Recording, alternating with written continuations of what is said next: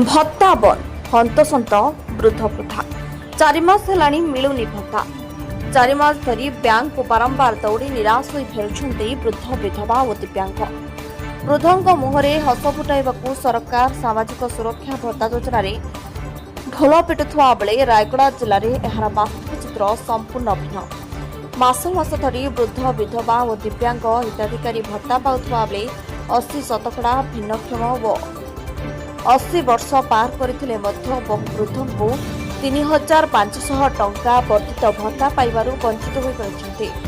भत्ता पाई गत 4 मास हेब हिताधिकारी माने बारंबार बैंक को दौड़ी निराश होई फेरुछन्ते।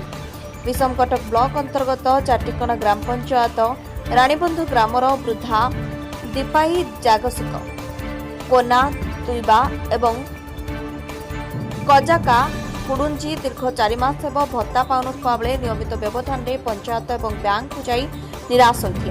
महिला माने वृद्धावस्था बारंबार बैंक को जाई खाली हाथ में फेरवा पड़ुथिबारु औषध किनिबा और दैनंदिन जीवन चलाइबा कष्टकर होई पड़िछि।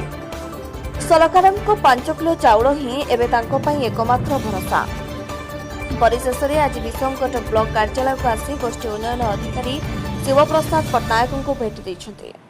गोष्ठी उन्नयन अधिकारी हिताधिकारी अभियोग शुणिसारी ब्लॉक स्तर में भत्ता प्रदान नहीं कौन त्रुटि होना हिताधिकारी माने सीधा सड़क से बैंक खाता को भत्ता टंका जदि बैंक रे केवाईसी होइनथबा तेबे केवाईसी दाखल कले भत्ता टंका आसिबो एनु बैंक सह जोगाजोग करने हिताधिकारी को परामर्श दैछन्ति।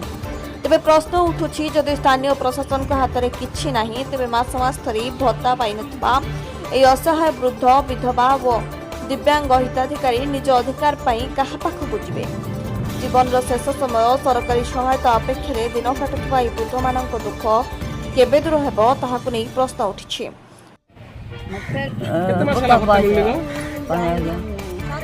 4 मास